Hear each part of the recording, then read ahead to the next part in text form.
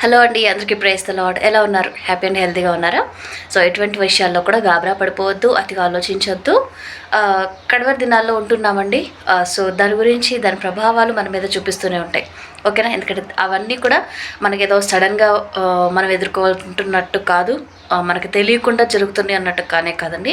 ప్రతిదీ కూడా ఏ రోజు ఎలా ఉంటుంది, ఏ దేవుడు సమీపంగా ఉన్నారు అనడానికి సూచనలు ఏంటి, సూచక క్రియలు ఏంటి, ఎలా జరుగుతాయి, జనముల మీదకి జనాలు తిరగబడాలు, ప్రేమ చల్లారిపోవడాలు, అలాగనే దేశాల మీదకి దేశాలు యుద్ధాలు కూడా జరగడాలు కదా. సో ఇవన్నీ మనము చూస్తున్నప్పుడు భయపడిపోకుండా ఆల్రెడీ మన దేవుడు మనతోటి చెప్పారు కాబట్టి మనము సంసిద్ధంగా ఉండాలి. ఓకేనా?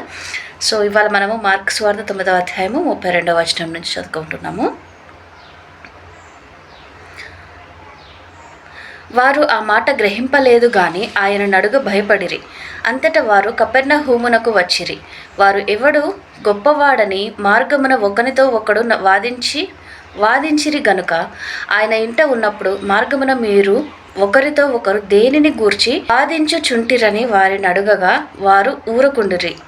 అప్పుడు ఆయన కూర్చుండి 12 మందిని పిలిచి, ఎవడైనను మొదటివాడై గోరిన ఎడల వాడందరిలో కడపటి వాడును అందరికీ పరిచారకుడునై ఉండవలెనని చెప్పి ఒక చిన్న బిడ్డను తీసుకొని వారి మధ్యలో నిలబెట్టి వానిని ఎత్తి కౌగిలించుకొని, ఇట్టి చిన్న బిడ్డలలో ఒకదానిని నా పేరిట చేర్చుకొనువాడు నన్ను చేర్చుకొనును.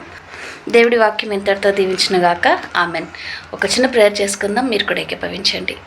మహాపరిశుద్ధుడైన దేవా, యేసయ్యానికి వందనాలు, స్తోత్రాలు ప్రభా. ఇంతవరకు మమ్మల్ని క్షేమంగా సురక్షితంగా తండ్రి నీ చేతులలో భద్రపరచుకొని కాచి కాపాడినందుకు నీకు వందనాలు, స్తోత్రాలు తండ్రి.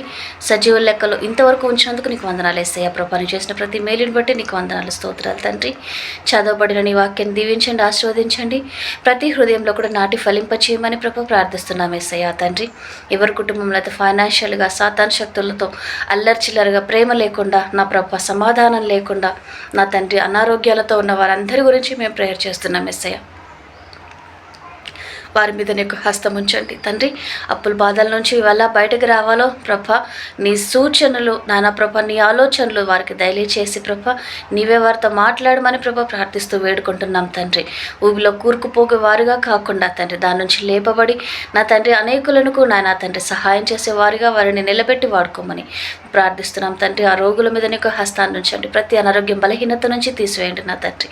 ప్రభా స్వస్థతను దయచేయండి, కంప్లీట్ హీలింగ్ని దయచేయండి, మంచి ఆరోగ్యాన్ని దయచేయమని ప్రార్థిస్తున్నాం తండ్రి. సమాధానాన్ని, ప్రేమను, ఐక్యతను నాన్న ప్రభా నీవే సమాధానపరచమని ప్రభా ప్రార్థిస్తున్నాం తండ్రి.